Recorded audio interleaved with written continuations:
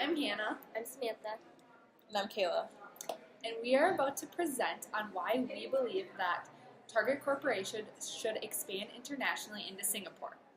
We will begin our presentation by providing a background on Singapore, including an overview on its economy, political system, culture, lifestyle, and consumer behavior. Singapore has a stable, open trade economy which supports international expansion and is considered to be one of the most competitive economies in the world. Singapore has a labor force of nearly 4 million people and an unemployment rate of 2.1%. Their GDP is steadily increasing with a current GDP per capita of $87,100. Singapore's emphasis on trade, their able workforce, and their rising GDP make Singapore an attractive country for international expansion. Beyond their economy, Singapore is considered to be one of the most politically stable countries in Southeast Asia. Singapore also has a reliable relationship with the United States, which dates back to 1966 when the U.S. began participating in diplomatic relations with Singapore. The relationship between the countries makes Singapore an ideal location for U.S. companies to expand. More than 3,600 American companies have already established themselves in Singapore. Now, regarding their culture and lifestyle, Singapore has 4 predominant communities: Chinese, which is the majority, Malay, Indian, and Eurasian. So the languages spoken are Chinese, Malay, Tamil, and English. English is the predominant language used in business and the education system. They also have established shared values for the city-state. There are 5 core values that support and create unity between all their members. The first is nation before community and society above self. Second, family as the basic unit of society. Third, community support and respect for the individual. Fourth, consensus, not conflict.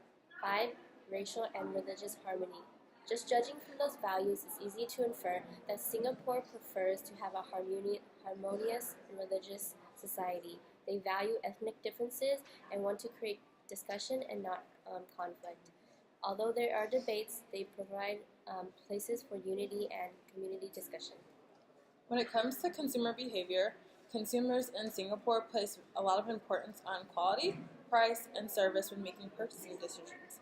A factor that sets Singapore consumers apart is their aging population.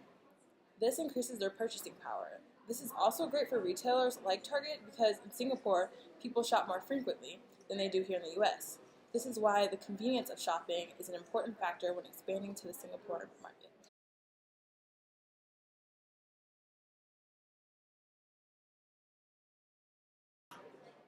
Next, we'll be discussing an overview of Target Corporation, highlighting their products, pricing, and merchandising techniques.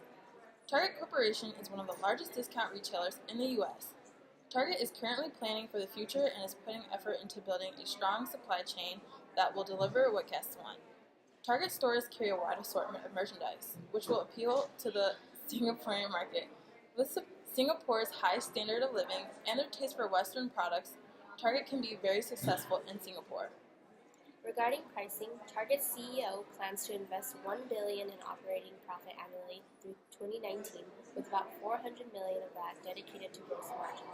Obviously, those numbers create significant changes within the company of daily operations. First, they need to find effective cost strategies. Secondly, doing that, they enable their customers and their employees to create strategies that allow to increase their revenue and while diminishing their cost of goods sold. Recently, Target has expended numerous resources to remodel and redesign their locations in order to encourage consumers to continue shopping in person rather than online. The intention behind the remodeling is to appeal to the greatest number of shoppers by incorporating 2 separate shopping experiences, which customers can enter through 2 separate doors. One door is intended to create an efficient shopping strategy.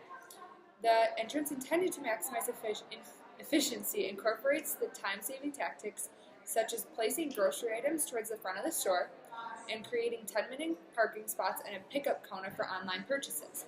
Because Singaporeans value efficiency, Target's new merchandising techniques will appeal in their market.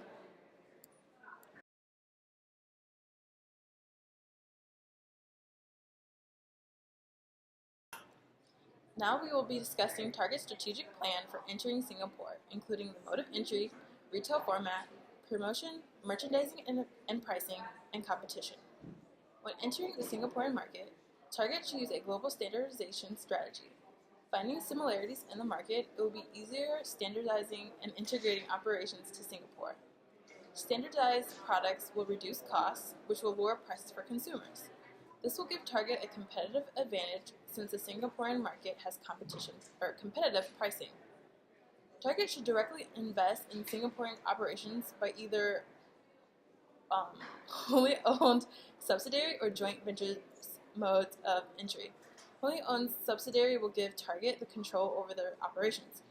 A joint venture entry will give Target access to their local partners' knowledge and resources of the Singaporean market and consumer culture, while sharing the development costs and risks.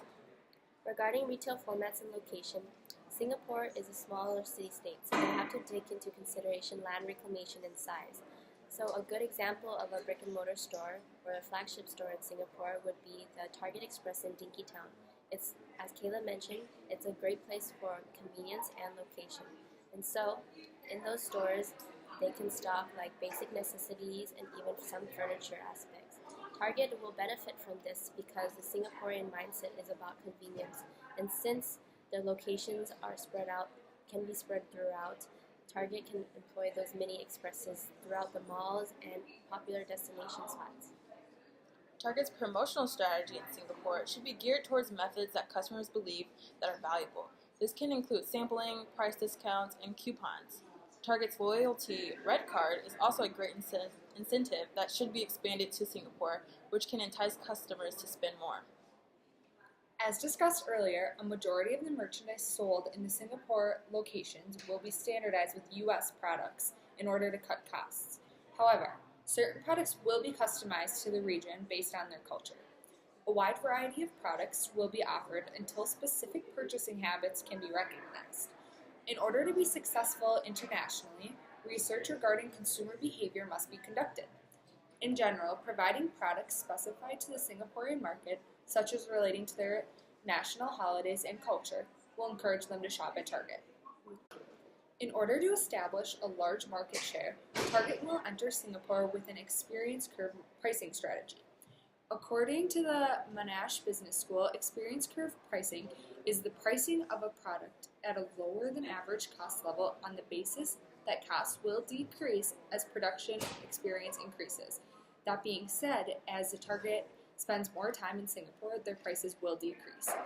Because Target is currently profitable in the U.S. market, it can afford to sell at lower prices as it expands internationally. Once production levels increase and Target Corporation gains more knowledge about Singapore's market, the decision to expand internationally will become extremely profitable.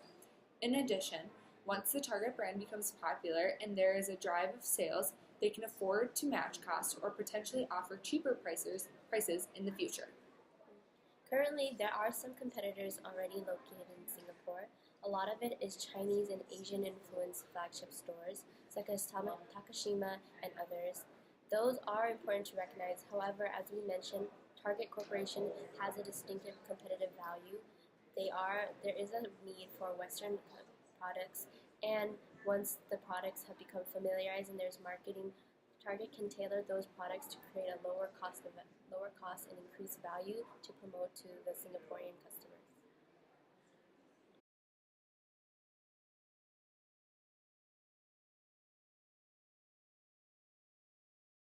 In conclusion, Singapore has potential growth to create a flagship store in their existing market. For example, Target is known for the notorious red branding, and since a large majority of the population in Singapore is Chinese, this can create a potential value. For example, in Chinese culture, the color red is considered an auspicious and prosperous color. And during New Year's, a lot of retailers already promote marketing and retail values and products for them. So, a strategy that Target can employ is creating marketing toward that red color and how shopping at Target will bring prosperity in those customers' lives. That is just an example. Thanks for watching. Bye. Bye.